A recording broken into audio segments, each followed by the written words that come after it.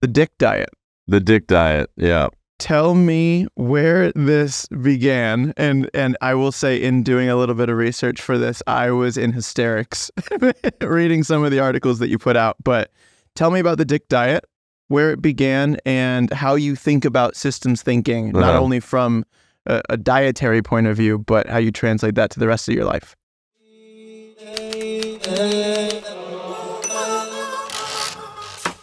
Cool. Well, I think this is a very controversial, somewhat like unbeknownst to me and somewhat surprisingly to me, that the fact that people have such strong opinions on this. But I think where I've like, so systems, and I think one of the things that like I considered, like, I don't know if I think it's like Peter Thiel. He's like, what is like a secret you believe about the world that like everyone else believes the opposite of? Now, I would say that there are certain circles of people who would definitely agree with what I'm about to say. But like by and large, most ordinary, and I don't mean that in a pejorative sense, I mean that like most normal people like could not do this. But for whatever reason, one of my superpowers is like I love and get like an enormous amount of excitement around like creating systems. And a part of that is like reverse engineering outcomes. And so for me, for a very long time, it's been like anchoring my life around like, okay, fitness goals. And with fitness, you have to figure out nutrition because you self-sabotage. And like, if I'm not making progress, I'm losing my mind. And for me, a lot of it's been at like, if I can get my personal life sort of engineered in a way that enables me to focus on, we'll call it like really hard stuff like business. At some level, I'd say it's because maybe I'm not smart enough to like simultaneously do all these things. But I think part of it too is like, I just really want to focus on what I enjoy and what I find like really intellectually like stimulating. So obviously this is a ramp up to the dick diet. But I think when I first moved to New York City, probably like 17 years ago, I was figuring out my routines because I lived in New York. I lived in the Upper East Side, worked in Soho. Like first off, I don't know how to cook. But even if I did, like most people in New York are never home. And so I needed to figure out a way to like cost effectively eat out, but also do it in a way where I wasn't like self-sabotaging like any fitness goals, because I also was trying to get into shape. And so at the time, my roommate ran a popular like social network for fitness folk called Photocracy. And so he was a nutritionist and like a gym rat, and his name was Dick. And so he was the one who'd worked with me around putting together like, all right, here are your goals. So here's the workout routine. Here's like your macros. It was the first time I learned about macros. And he was like, this is why you're not, basically he was like, this is why you've not been making progress, which for me as someone who's like super like the most demoralizing thing is to think that I'm doing the right things and not see progress. Cause then I'm just like a dog with a bone. I'm like, what can I change? Like, why is this not working? Otherwise I'm just like, screw it. And I just don't want to do it. Which I think is pretty normal for most of us. And so long story short, the consistency hack, especially living in New York, was Chipotle. Cause there's one literally like in every neighborhood. The portions are consistent. It's fairly healthy. Now I know some people will scream sodium, but I'm still alive.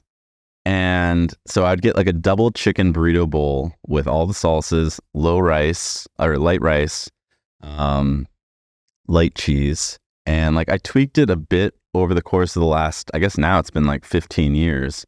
But like I would eat that one meal, like for my lunch. I would do intermittent fasting. I'd eat that for my first meal at lunch. And then at dinner, I would, knowing like, again, if anyone's done macros, it's basically you're doing math around like how much protein, carbs, and fat you can eat during a day. Chipotle was a great high protein sort of like, corner meal that would like get me pretty high up in at least within the protein. And then I would just fill in the gaps. So it almost became a video game where it's like, oh, now I can figure out like what can I eat here to fill in this, like the fat and the carbs and stuff like that. And so I ended up writing a blog post about this because not only, I think what's unusual in part is not only can I eat Chipotle consistently and not only do I like systems, but I hate making the same decision multiple times. And so part of the importance and part of the reason why like the Chipotle thing matters to me is like, it's like, I just want to solve it once. And maybe this is the programmer side of me, and then just be on repeat. And unlike most people, like I can eat a food over and over again and not get tired of it. Like to the point where one of my friends is like, he's like, I have now full on believed it's like a superpower of yours. Because he's like, I can't do it. I can eat something like 5 times, but then I need like to switch it up. Like for me, no, I can eat literally, it's as good today as it was 16 years ago. And it doesn't just apply to Chipotle. It applies to like other meals. And so the other part of this too was like going out in your 20s and your 30s was like, you know, alcohol is one of the biggest things to mess up any sort of diet. And so again, part of what I learned was you basically want, like, I don't like the taste of alcohol, but I liked the side effects. And so what I would do is what I learned to do is like take mezcal or tequila or whatever, and then like combine it with like a club soda or a Diet Coke so that there's no additional calories on top of that. I think anyone who's actually trying to lose weight or get into shape, what you ultimately learn is you actually can't consume alcohol consistently, which was a tough pill to swallow, but ultimately much better later in my life. But yeah, that was what I called the Dick diet, named after my older mate's name, Dick. Was Chipotle, burrito bowl, double chicken. At dinner, I would have chicken wings, hot wings. Like I'd have 6. Because again, I did the math on all this.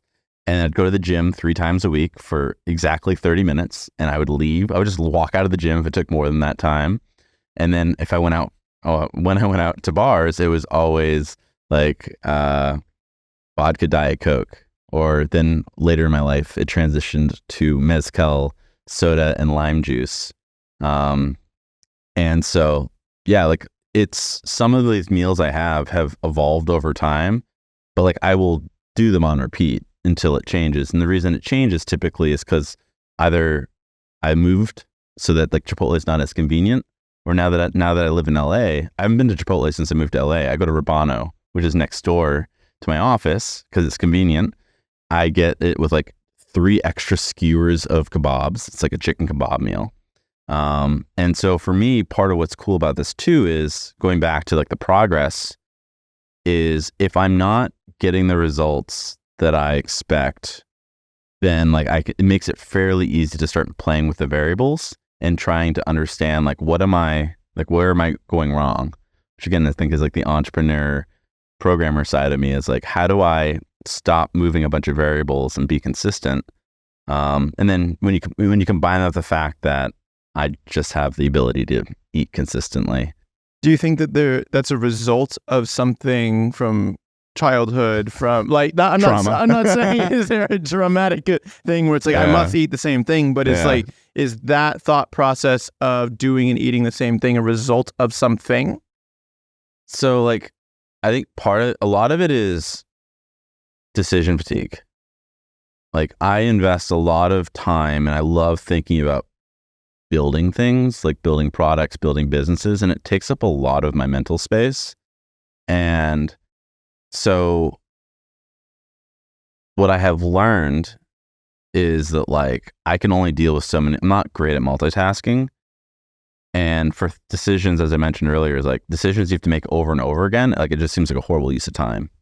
And if I actually care about the result, like fitness and how you feel and how you look, then it's like anything else than putting on autopilot or outsourcing it is kind of a horrible use of my time and energy, because what we do as entrepreneurs, certainly for me, it's like it's exhausting. It takes a lot of energy, and I just really want to be hyper focused. Like I'd forget to eat sometimes for like an entire day.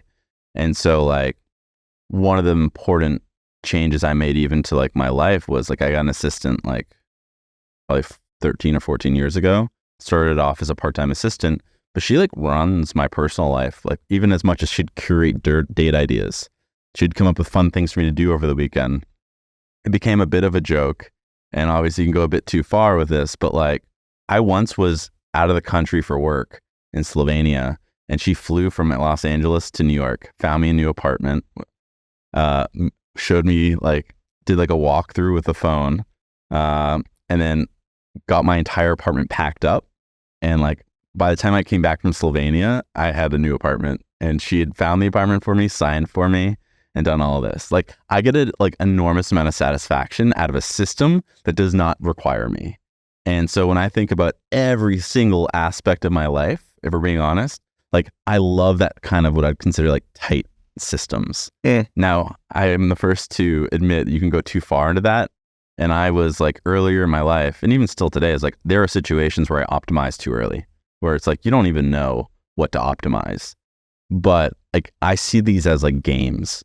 And again, as a software engineer, like what I love to do is like, and actually maybe I'll take a step back. Like one thing about me that I've learned is I'm really bad at details. Like I'm not detail oriented. I cannot follow instructions. I still get lost in my hometown in Maine. Like if you were to give me a map, like I literally can't follow instructions. And I've tried, and I've even done it in therapy, like trying to figure out how to like follow instructions. And so I think part of this was a way that I've learned how to like work around that challenge, which is if I can't follow instructions, like the best thing to do is create a system that doesn't involve me. I also am very like I care a lot about the details, but I get hung up on details. And so again, part of my strategy of navigating that is, you know, hire an expert, figure out what are the details that actually matter, create a system, you know, invest some initial upfront work in identifying, does this system actually serve me? And then tweak it over time. But like I've eliminated 99% of the parts of that I get hung up on, which are the details. So I don't, does that make sense? Yeah, and eliminating the things that you don't necessarily care about as well yourself. And they stress me out. Yeah. And like they get in the way of me actually being able to focus all my energy on like for me, it's like I want to spend the energy doing the thing, not planning the thing.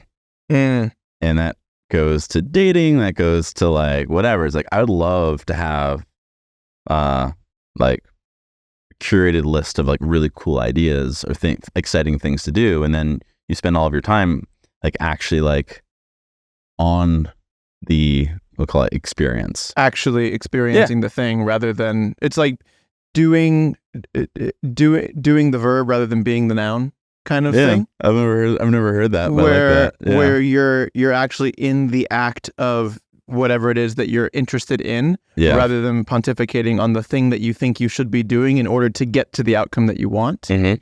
Do you feel that has, because you can obviously do too much of a good thing. Yeah. Has that ever in a way removed any of like the spontaneity or adventure in a way to life? I think that's, for me, no, because like my life is like a cartoon sometimes. like the most bizarre things happen. I don't think anyone who's ever spent time with me would be like, oh, Ben's life is monotonous. Like literally the most absurd stuff happens all the time. And which is, I enjoy that because I think a lot of our life is about stories. And like I would say impulsive to the sense like, or spontaneous rather, not impulsive. Like spontaneous, where like, you know, I'm moved to LA within like 2.5 weeks after meeting Vlad on a boat, right? Like I have no problem like modifying and adjusting. Or even completely blowing stuff up. It's just there is an element though of like consistency that is important to me, especially when, and I think this is a part of it too, is like when you have so much uncertainty in aspects of your life, like I find that for myself, in order to like navigate that without losing my shit, like I need to have some like cornerstone things that I can rely on, which often come down to like good habits. So for me, it's like getting a good night's sleep, working out consistently, eating well, knowing that I'm making progress in those things that do matter to me, frankly gives me a bit more, we'll call it emotional resilience around all the horrible shit that just randomly comes up and is like gonna throw some poop on your face there, and gonna like completely just like surprise you with this, like this horrible, like again, like everything is, I don't want to say horrible, but like, you know, you deal with there's a lot of uncertainty in my life. And so I find that for my personality and just like what works well for me is like I do well with, you know, we'll call it like 3 sides of the box or 2 or 3 sides of the box, like solid, so that like that other box, that other wall can be like chaos. Where I don't do well is if all 4 aspects of my life are in chaos. Yeah, you're creating certainty in the pieces that you know you can control to, it's almost creating in a way, it's a river without banks ceases to flow. Okay. Look And at you with all this like poetic justice. These are, because we're similar in the same way, because I've systemized a lot of my life, which is why I wanted to chat with you more on this too, because I think in systems much more than I feel like the average, ordinary, whatever you want to call it, person does. Yeah. Because there's things that I enjoy and I want to create space for me to do those things more. Yeah. And if I don't have the systems, I feel like I'm thinking, and it sounds very similar, I'm thinking about things that don't matter to me, which then cloud my judgment for the things that do. And then I feel like I'm not progressing as much as I can towards the thing that I want. Yeah, 100%. And it's the thing that I've recognized in myself is that I feel rewarded in anticipation of something. So I feel rewarded in progressing towards something rather than actually achieving the thing. Yeah. And I feel like if I achieve the thing, and this is why I'm always like, what's the next race? What's the next business? What's the next thing? And it's not that I'm future pacing my entire life. It's that I am genuinely more fulfilled when I'm in the act of building or creating than just sitting here and saying, okay, I checked that box. And how can I automate that in the way leading up to that? Yeah, that's interesting. I think, because what you said, I think culturally, most people subscribe to, which is like embodied in the whole, like, it's about the journey, not the destination, which has never resonated with me, because I'm like, no, I want to get to the fucking destination, right? Like, certainly when it comes to business, like, I really enjoy, and I've tried to learn how to do a better job for both myself and people I work with around like taking note of the wins. Because like for me, it's always like, no, I want to go faster. I want to like do it better. I want to like prove to myself and prove to other people that like I can do this, and like that this is something that can be improved upon. And so what's interesting is in some level I have a very, maybe not necessarily contradictory philosophy, but like I get a lot of satisfaction out of the process for all these other things in other areas of my life, when ironically, in the reverse, what I really want, often around business, is the results, which I think admittedly I might perform better or maybe enjoy the process more if I had a bit more of the philosophy around like the verb, not the noun. I mean, you're creating the process to get the outcome. So it's a mixture of both. Yeah. And I think one of the hard things with any business is like, there's so many variables, and, there's a lot of different ways that people approach business. Some are very methodical and like intentional. Others are more creative and go with their gut. I'd argue that like with most things, very few people have good business instincts. Like you get good instincts through bad decisions. But I certainly have some friends where I'm just like, wow, you really understand this. Like, and I've learned a lot from them and continue to, but like, it's interesting where some of what I've observed about my own approach to even building companies is I am very methodical, to the point where you can get lost in the process, which again is why for me, the sooner I can extract myself and kind of be like, okay, here are the things that matter, and I'm not going to worry so much about all these other details, because at the end of the day, it's like, if you don't do X, Y, or Z, it doesn't matter. All those other variables don't matter. And so I've tried, and I think I've gotten a lot better at identifying in most businesses, like what are those variables? And part of the way I've done that is by staying in a specific category of companies. Like I've been focused on building software companies connected to ecommerce for the last 10 years. And part of the reason behind that was figuring out the business model of my earlier businesses was really hard, because like that was just like one other variable. Not only is what you're building useful, and not only can you do it really well and can you figure out distribution, but it's like, will people pay for it? And for my first few businesses, they were really cool ideas that are still, I'd argue, like really cool ideas, but they were not good businesses. And so at the time, like the variable I eliminated was the business model at some level, which was, I'm going to focus on building tools that help people make more money. And at the time, like e-commerce, and still today, e-commerce is an obvious place to do that. Now you have like creators and like influencers, and like you don't just have like physically e-commerce, so you can kind of, you know, be a bit more flexible around that definition. But I think for me at least, like I'm not going to create a Twitter or an X, right? Like I'm not probably going to build, I wouldn't enjoy creating a consumer product like that where like the business model's figured out later. Like I'm much more interested in, am I creating value or am I helping you make money? Because then it's a fairly obvious, like if I help you make money, like our incentives are aligned where like I will take a piece of that in exchange for helping you make more money. It's a mutually beneficial model for both parties. Right. And going back to systems, it's really what you're doing is you're creating a system where you're taking an input from someone else and you're helping them accomplish more. Where again, similar to like the commonality of even a lot of what we talked about is like, I love creating tools. And I joke that like what I love to do is is to give people superpowers.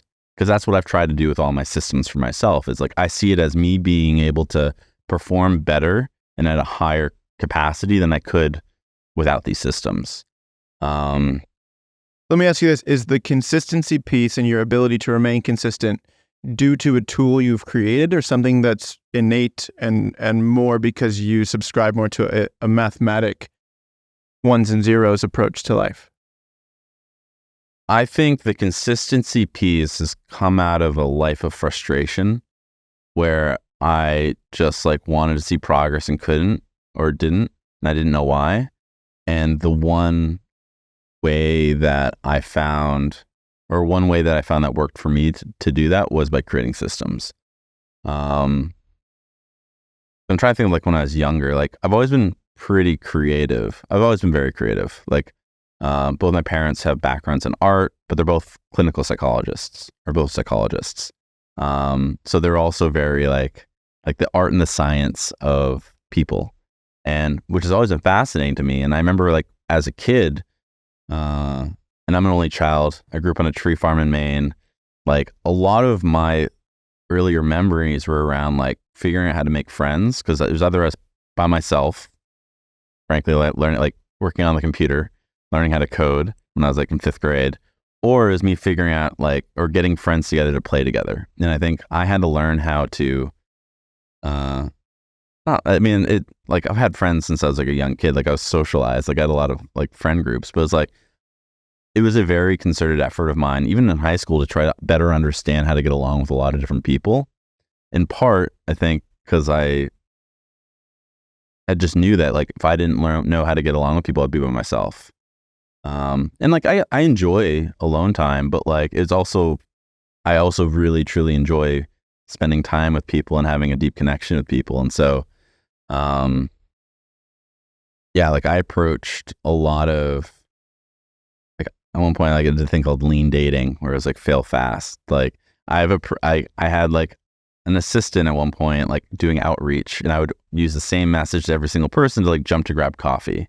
This is in New York. It was like 10 whatever years ago.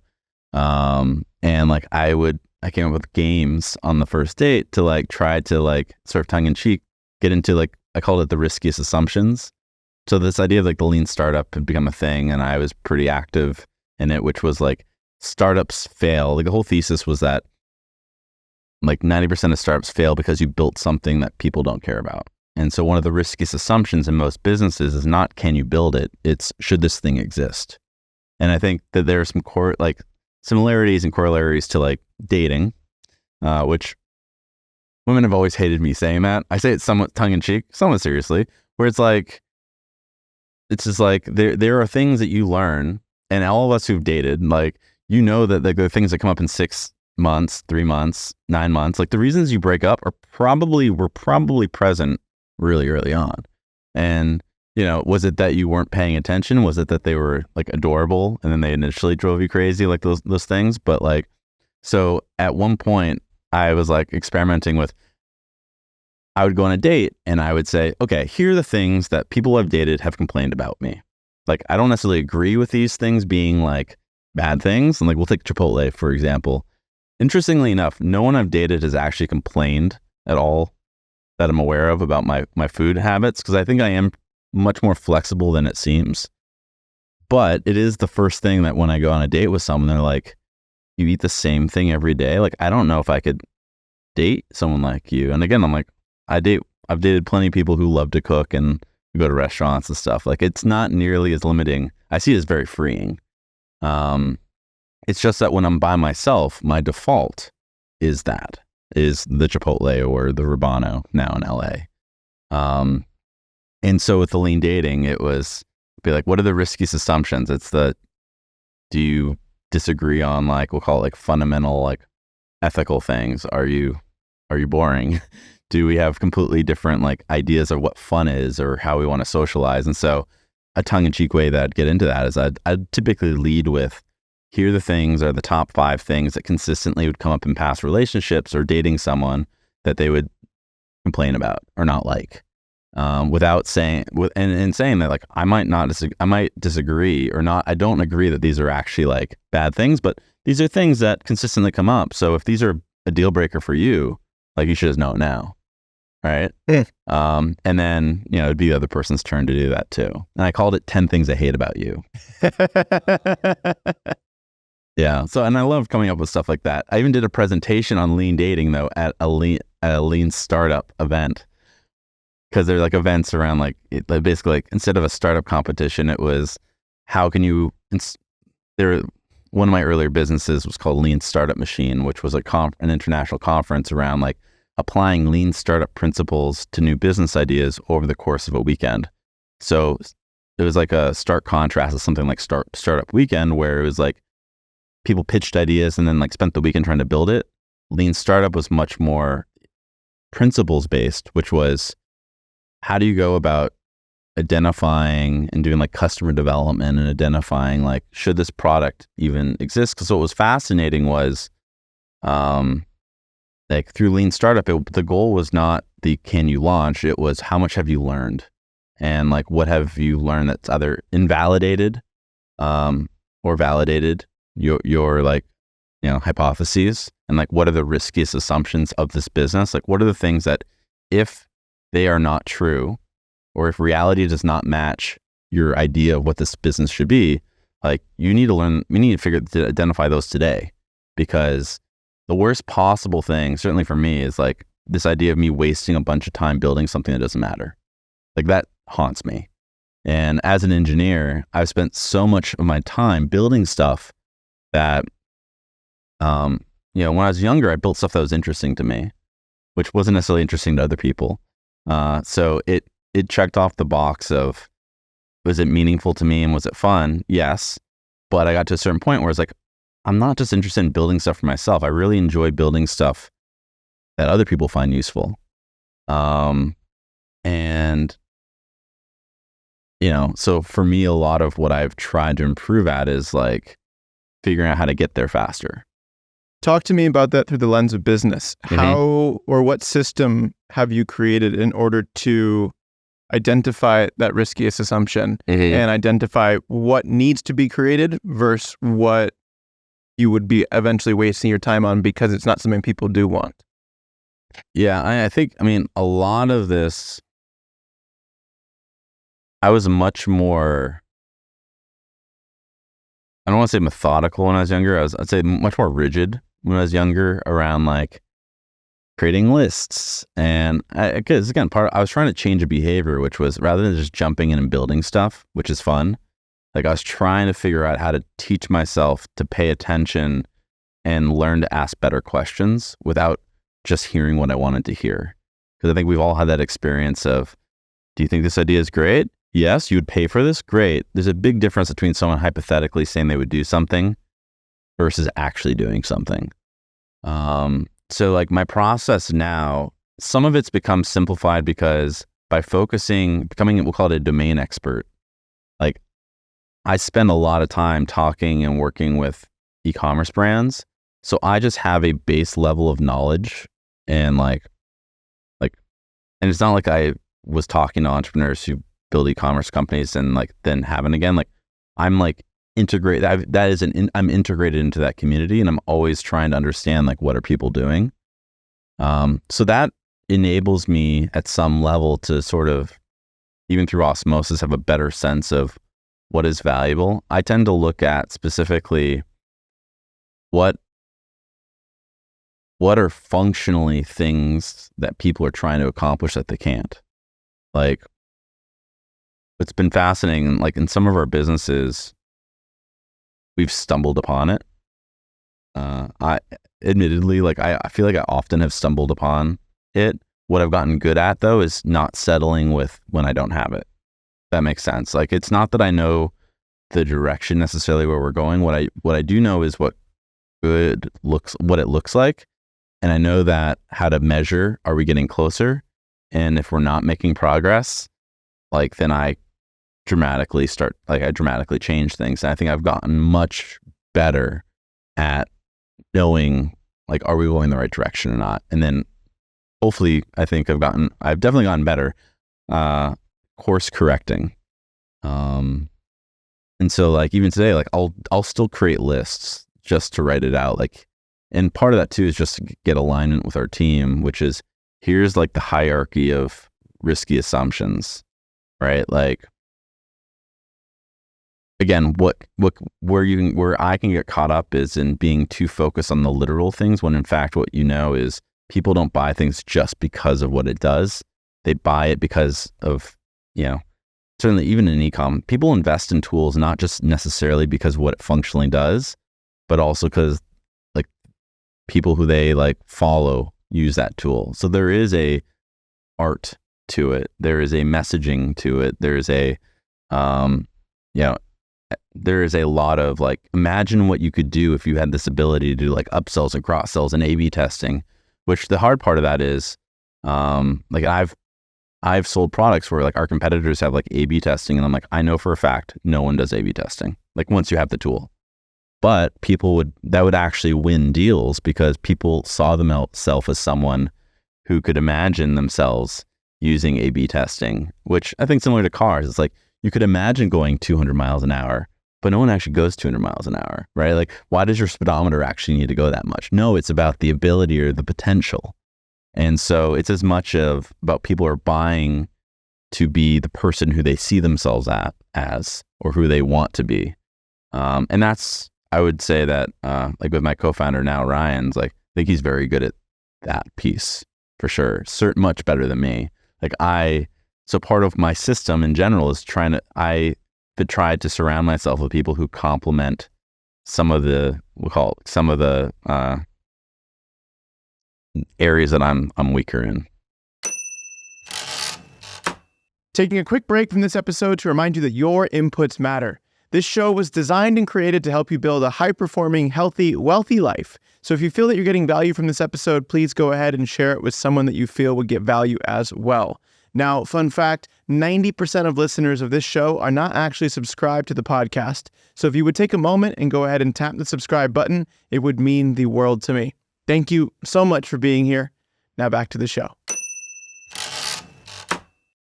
There's two pieces there that you touched on that are really interesting. The first one is this almost scoring system to life to see if you're progressing or not. Because something that I implemented personally after reading, I was actually listening to a podcast. It was Tim Ferriss, Jim Collins, years ago.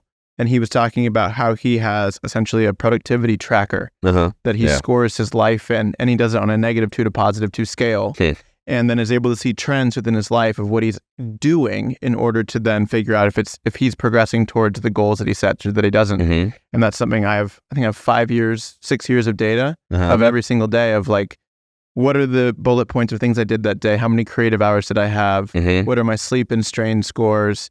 Did I feel productive today? And then 6 habits that I track daily. So it's interesting to see how, yes, it's kind of listy and kind of like check boxy, but it's been something that I can reflect back on. And I think the reflection is where a lot of the growth comes from.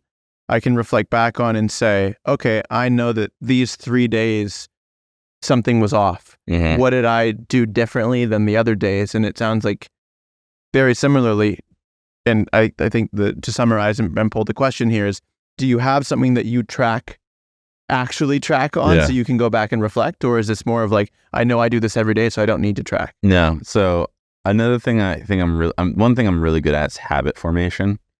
So I have a habit tracker. I've used it for years. And so when I first was trying to reduce alcohol about like a year and a half ago, what I started with was tracking how often I was drinking. Because then I could visually see him, but like, you asshole, you're drinking every day. And so that also was that was helpful, because ultimately you first need to understand like, what's your baseline? Where are you? So I have like probably like 9 habits that I track every single day. Some of those are reminders to take like medication. Like I have a habit of like work out Monday, Wednesday, Friday, or work out at least 3 times a week. I track my protein, carbs, and fat around my macros. I have other habits though, which include a weekly review of my week and weekly planning that I've done now for 10 years, where every Sunday I set aside 45 minutes exactly to go through, take screenshots of my moleskin of all the notes I took over the past week, which are imported into Evernote, which because of OCR means that I can search all of my handwritten notes and actually find things that I've written over the years.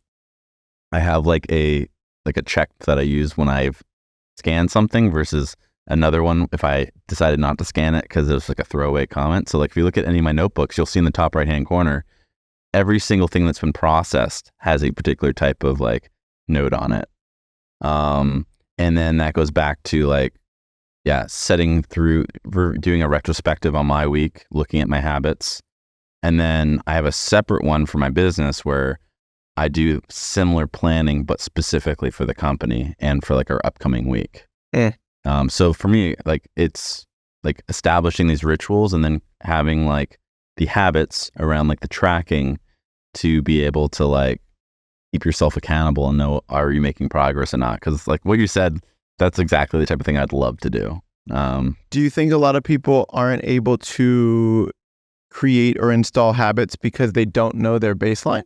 Or if we were to reverse engineer this from take what it is that you're doing, reverse engineer it for someone who needs the solution that they don't yet have in order to install the habits, in order to increase their consistency, in order to figure out how to improve not only their health, but maybe their productivity. Where would you, from a system standpoint, reverse engineer to in order to start? I think that like my observation is, at least with a lot of systems, you have to have a really compelling goal first, right? Like someone has to really want to make a change. And I find that like a lot of people have, we'll call it like soft goals, like, oh, I'd love to lose 10 pounds. And, their approach to that, and I'm not saying this right or wrong, but like the approach to that is, I'm going to go to the gym. Problem with that is then you tend to overeat, right? So then you're saying like, all right, I'm going to go to the gym, but again, I don't know how people would do it if they're not measuring it. They'll be like, I'll eat less, or I'll pay attention to my body. Again, like whatever. I find that until you've experienced the benefit of having a system and actually gotten like a win or several wins, it just seems like a lot of work. And I also think it is counterintuitive that having a system is empowering and freeing, because I think it seems like something that is a lot of work. And that's the feedback I get from most people who hear about my systems. They're like, oh, like you live by your calendar. I'm like, yeah, because like I budget my day, like I set aside how much time things are worth. I think similar to like, because I started off in advertising, and I've always been a hybrid creative and engineer. Like one of the biggest things in advertising was like constraints enable you to be more creative, because like as with any blank page, you could paint anything. And when you can paint anything, you literally can't do shit. Like you're immobilized. And so actually one of the most important ways to like create momentum is to create constraints. And I see there's a lot of parallels to when we talk about systems, where not everyone wants to follow a system. For some people, like they want more variety. I think you can still have a system and have variety. It's just your system will have more variety.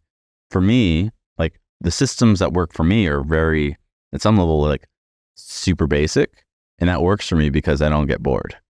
And so I don't know if that answers your question, but it's how I've been thinking about like, why do other people not do it? Because I also think it's also like, but I think a big part of it is you haven't had a huge win with it. So there's a lot of skepticism. That was the line that got me from the Jim Collins thing, was discipline in service of creativity.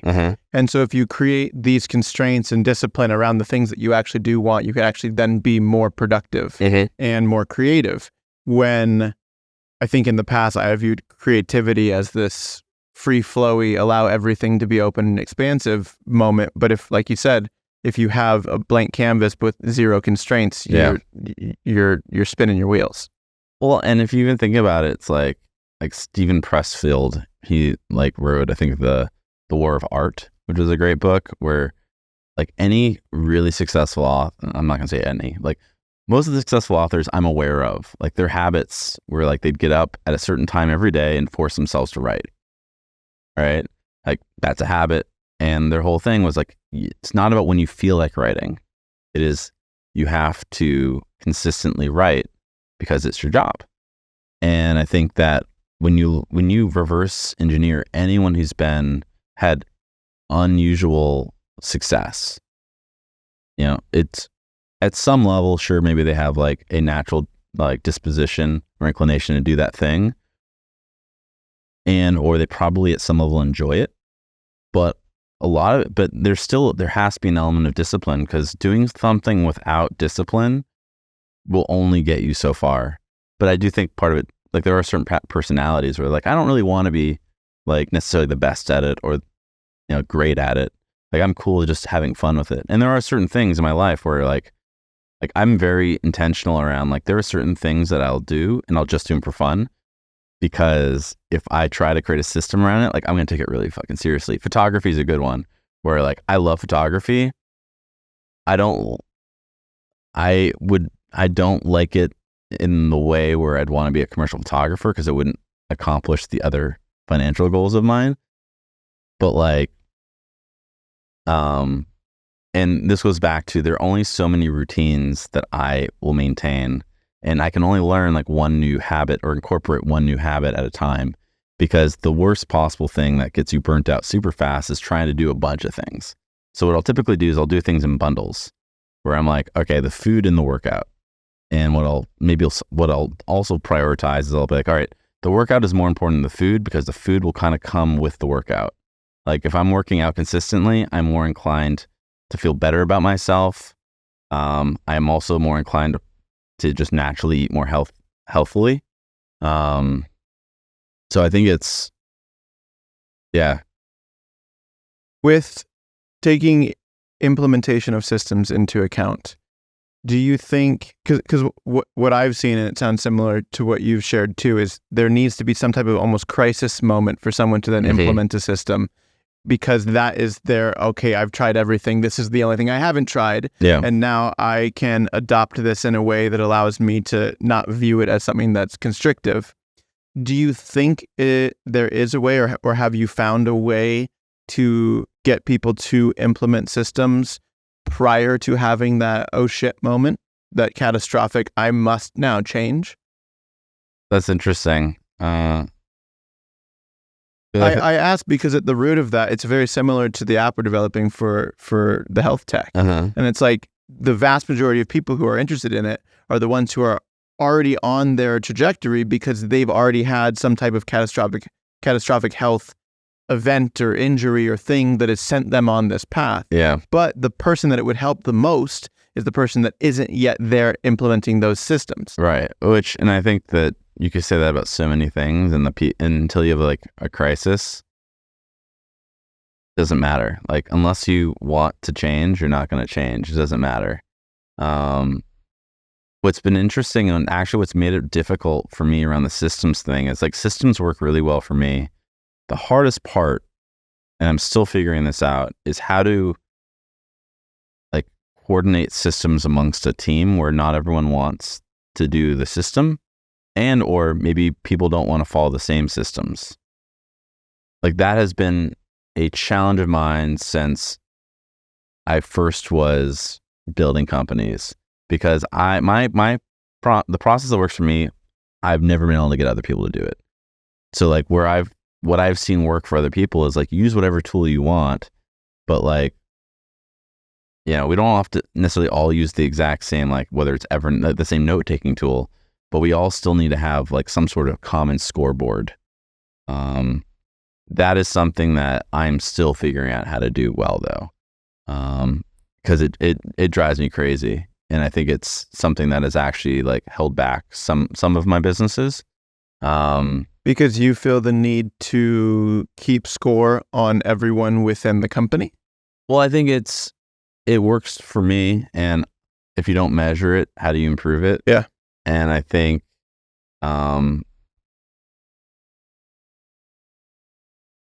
lot of it, like it's been really hard to work and get other people to integrate it. And I don't want to be someone who's like, do it exactly this way, or we're not going to work together, because like that's not how you lead top performers.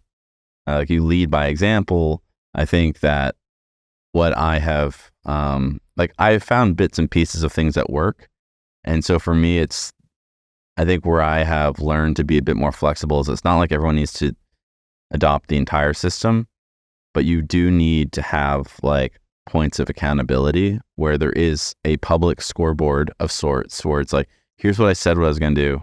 And then there's a retrospective of how did we end up? And what you want to do is have short cycles between those checkpoints, because like a plane, it's like if a plane's flying, if you're only going to check a year from now where the plane is, the plane could be anywhere in the fucking world. It's like you need to have like longer term goals, then like midterm goals, and then short term like recalibrations, because you can readjust a plane that's some like 5 degrees off as long as you're checking in. What's horrible and demoralizing is to realize you've been driving the wrong direction for a week, right? Or a month. And so part of what I guess the art of this is figuring out how do you collaborate with others. And certainly for me, it's like when I can be so like, it's so easy for me just to follow a system. It's like, I'm still learning how to do it in a way where I can get other people to buy into that system without just accepting the fact that people don't want to do it. What have you found that's worked best so far? As I mentioned, I think making it be about one piece of the system around like reporting your number, right? Like here's the number, like SMART goals, right? Like specific, measurable. I don't know the entire acronym. I've actually ever written down because I don't remember it. And so like have a SMART goal. Everyone needs to set that for like a week, and then you go back and you go like, did we hit that or not? And then you have like a Google sheet where each person, and then like, it doesn't work for every type of goal, but you need to have some sort of public scorecard. And it needs to be in like in a centralized place, because again, you start dealing with this thing where like things are scattered, and like what you want is something simple and it's very obvious. Are we making progress or not? Because if we're not, we need to talk about it. Do you start at the end goal in mind and reverse engineer? Yes, for myself and for like the company. It can get pretty meta, especially the earlier into a business you are. And so what can happen is, and it depends on who's involved in the decision, but like what's really important is that we have a long-term, each person knows what their long-term, like what does long-term success look like? Like what's the goal? And it's my responsibility to ensure and understand how does that align with like the organization's goals, and make sure people understand the organization's goals. But ultimately, like,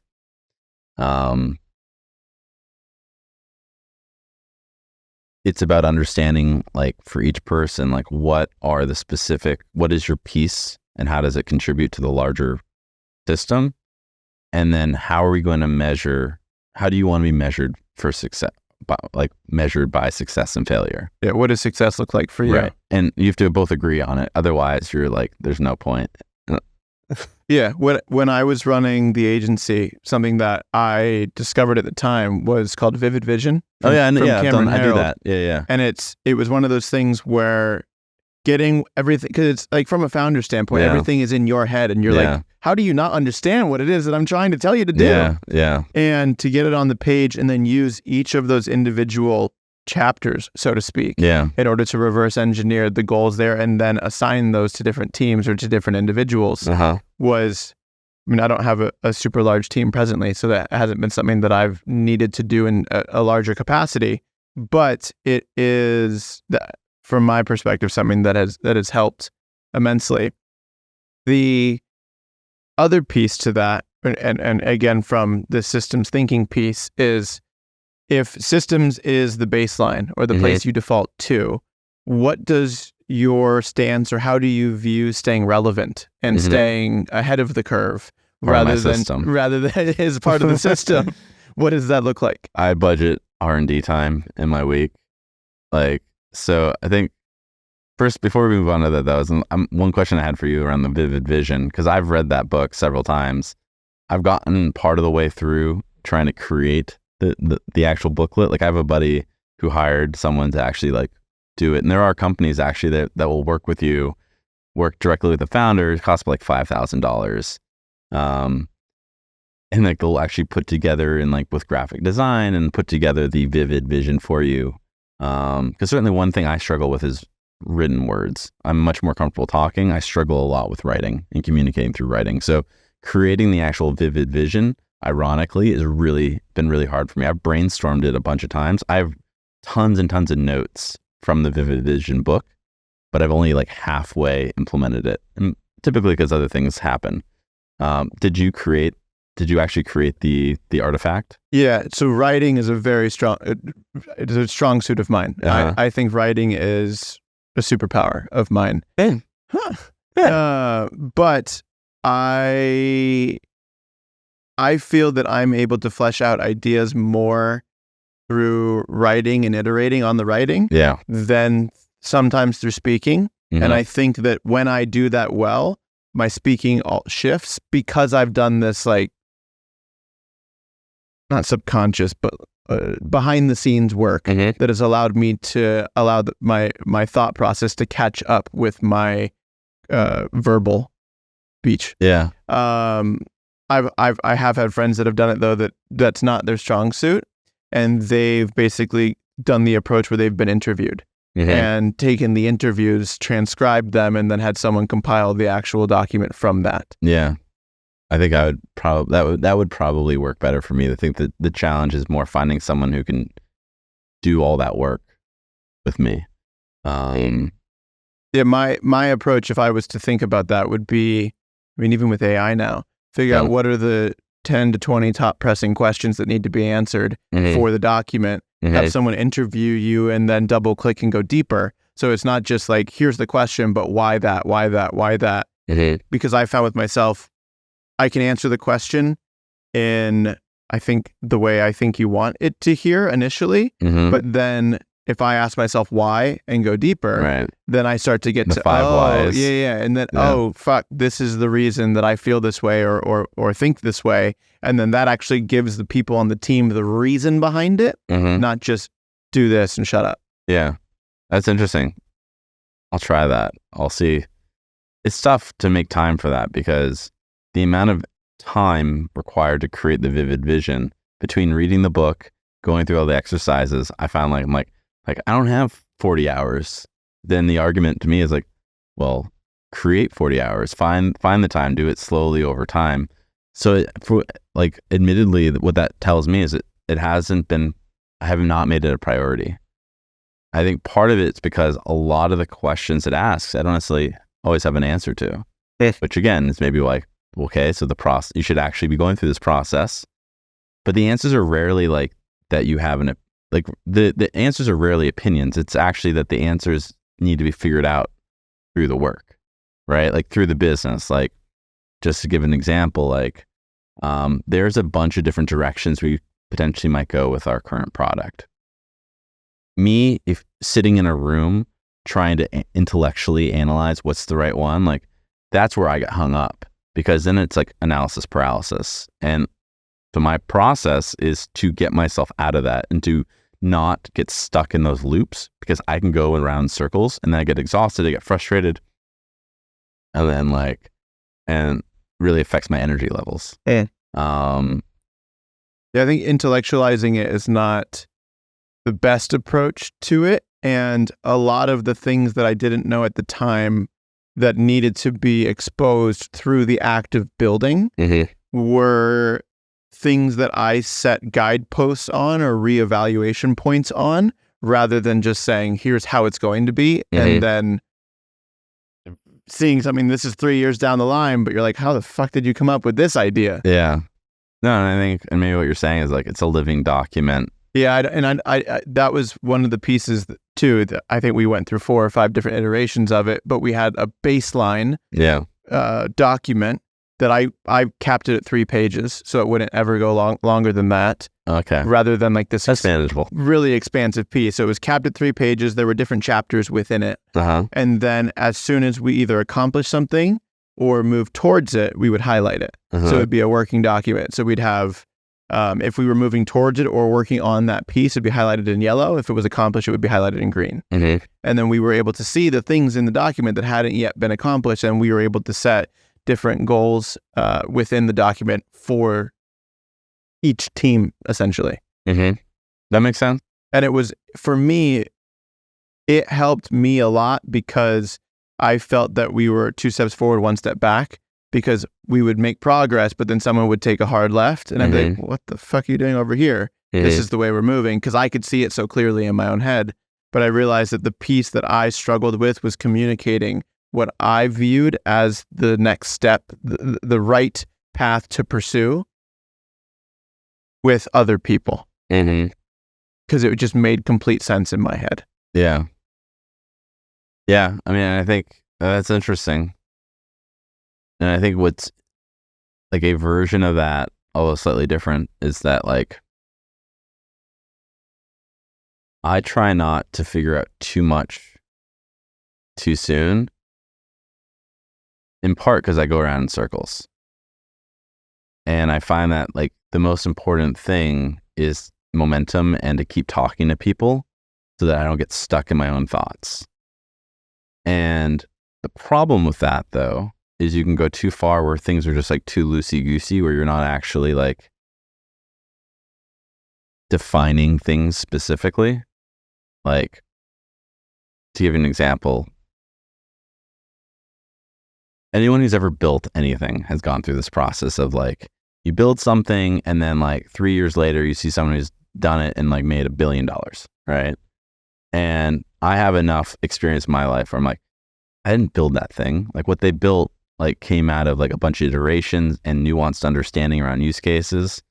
Because like I've had like, I think a really good friend of mine, he's been my co-founder of a couple of businesses. He'd commented like, we built this ability to like text message someone and they could reply to purchase. So we built this like 6 years ago. And at the time, that functionality, like no one had done that. And we built it, it worked. We were trying to figure out how to sell it. We built it leveraging like Twilio and Stripe, and like it worked functionally. It was really freaking cool. And we saw it as like a interesting way, because text messaging as a channel had just started to become like really popular. So this is like probably circa 2018, certainly in e-commerce. And so we ended up,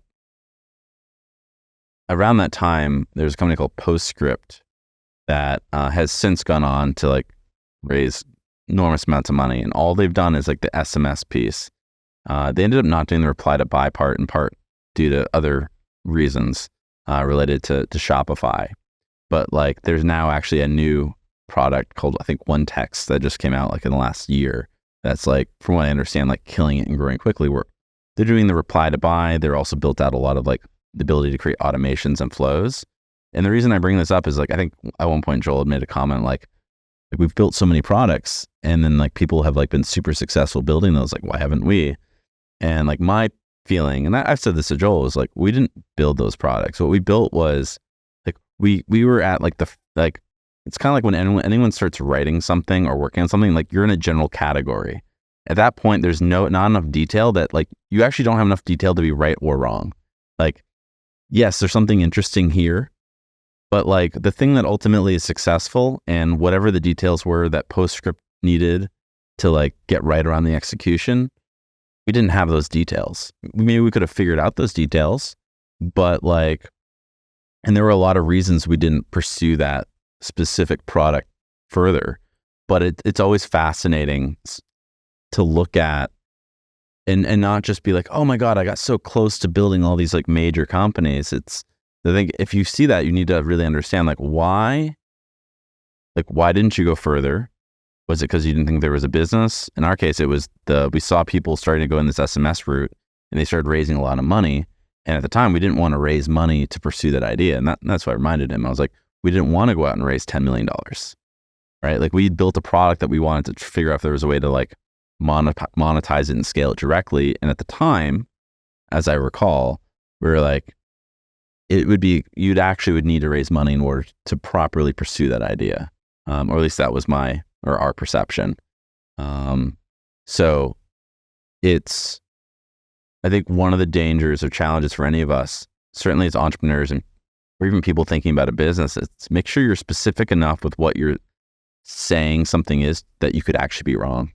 Because to have like played around with SMS and been like, oh, we could have built that business. No, because that business came down to a bunch of the other details, and probably details that we don't even know that were ultimately critical for them to be successful. Like with OpenText's big thing right now is reply to buy. Like that is, I would say, the feature that gets people to, my assumption is that's the reason merchants sign up. It's what gets them interested. My guess is the reason that they're able to retain customers and to be competitive to every other reply to buy tool out there, because there are a bunch of them, right? Because again, that's the thing. It's like, it's not enough just to do the thing. You need to have an insight that enables you to be competitive and build a moat relative to all the other people who are literally going to copy you as soon as they see you do it. My observation around OpenText is they've done a lot around being able to create automated flows. That my guess is those flows and how they've incorporated AI into whatever extent it's actually AI, I don't know. But I think it's probably the nuance around the automations that has been key to actually making the product like defensible to whatever extent it is defensible. Is that because they were able to understand what the customer wanted, but then sold them what they needed? Well, I think you sell someone what they want and then you keep them by giving them what they need, right? And I don't know. I'm actually fascinated by that business because I'm a bit surprised by how they've been able to be successful, because what they've created is it seems like it creates an enormous amount of like, it leads to an enormous amount of data existing parallel to your company. Because like with reply to buy, a lot of it's around, I think, managing subscriptions. Like people already have a subscription app that's integrated with their entire store. OpenText, if you subscribe to your product using OpenText, the consumer can only manage their subscription through text messaging. So what that means is you've now bifurcated the user experience, where some people are managing subscriptions through a web portal, through like a completely different business that you use, like a completely different vendor. Then you have subscriptions that are managed, and that same vendor will text you. And then you have a completely different segment of customers who their subscription exists only through one text and is managed only through SMS. Like as a merchant, it'd be like, well, which system is the customer using? And like, why can some people manage their subscription through a web portal and some people can't? Now, obviously, they have figured out, I think, most of those details because they've been able to grow in spite of all of that. But that is a level of complexity that I expected most merchants would not want to deal with. And I thought would be like a pretty big issue for a lot of consumers. And I was wrong, which is fascinating. I like that. I'd like to dig into that a bit more to like get answers around all these things that I would have expected that business not to do well. Because I think it's, as with anything, like, it's not until you dig into the details that you actually understand like why a business does or doesn't work. Like with my previous company, CartHook, our hypothesis was that people would want, like what we thought the business was originally, ultimately was not why the business worked. It was an attractive, similar to like what I was just saying with open text, where this idea to reply to buy is attractive. With CartHook, what we observed was people wanted a one-page checkout because it seemed like a one-page checkout was like the least amount of steps to purchase on Shopify. Because Shopify at the time had like 3 pages to purchase, like 3 separate pages. And so just naturally people are like, oh, 1 page? That should improve conversion rate. The truth is it depends. Like in some cases, actually more steps can actually lead to a higher conversion rate for nuanced reasons. It depends on the product. It depends on a lot of stuff. But like ultimately the reason CartHook was really successful, like that helped us attract people.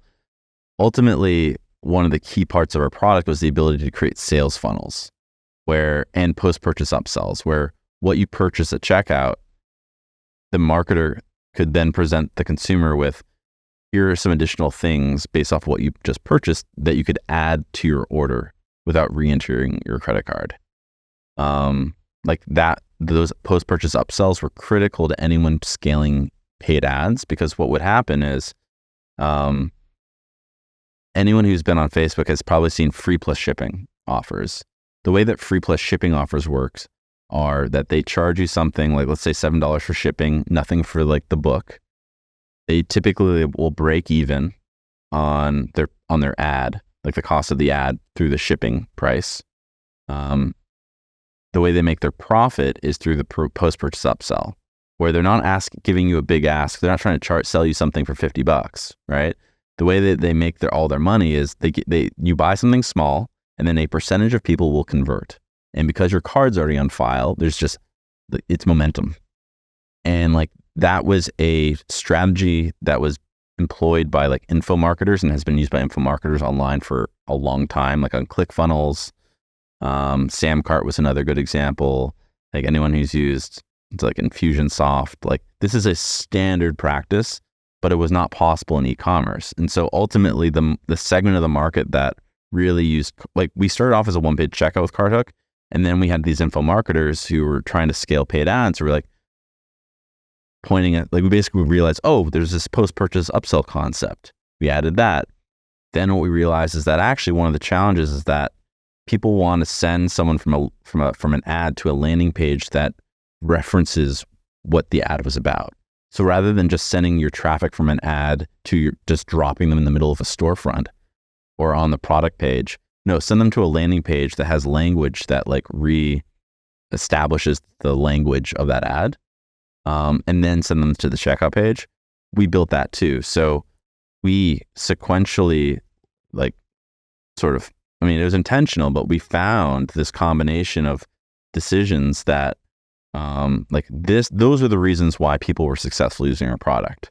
We thought initially it was just, we went into it being like one-page checkout, post-purchase upsells, and like anyone looking at that business from the outside might look at it being like, oh, I can just recreate all that functionality, which at some level they would be possibly successful just because they copied everything that we did.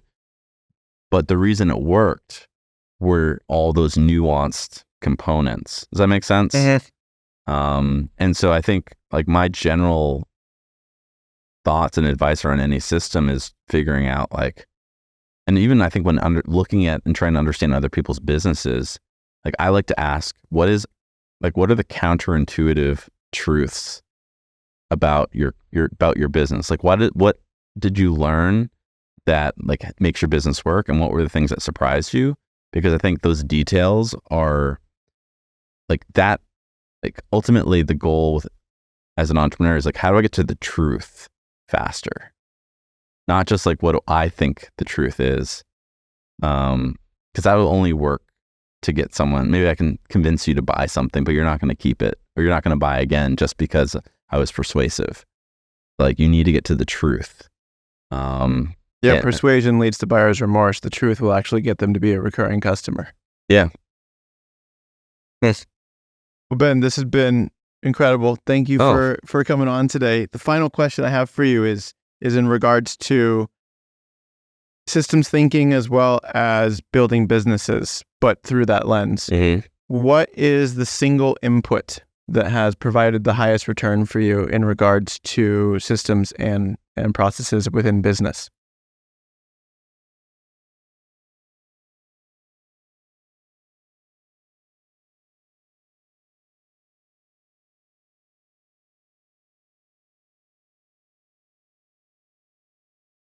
I mean, I have to say consistency. Like, you can't be consistent on the wrong things. That doesn't work either. But like, just like you with this podcast, my guess is that like a lot of your success has come by just regardless of how you feel about doing the podcast, like continue meeting new people, continue having interesting conversations. I think like none of the things that I have done would work without consistency. Like I can't just be consistent without those other things, but like if I didn't have consistency, none of these things would have worked. And I think that with consistency comes clarity around like what are things working and why. So remaining consistent, but then always curious on how you can iterate. Yeah, which I think is a very non-controversial take, but like I don't think anyone disagree with us on that. But that if I look at any of the things that have as an input, I mean, maybe the other one be like understanding your why. Like, why are you doing this? Like, why are you willing to eat shit so long? Because that is really important when things are tough. But even then, like, for me personally, the consistency piece has been like my secret weapon. I think in part because I can be I think the reason consistency works so well for me is because I'm really good at adopting new behaviors, and I can modify those behaviors if they're not serving me. And then any of those behaviors, the benefits compound through consistency. So you still always have to be like, doing the right thing or figuring out the right thing, but the entire value comes through the compounding. So consistency. Ben, thank you. Thank you for having me, man.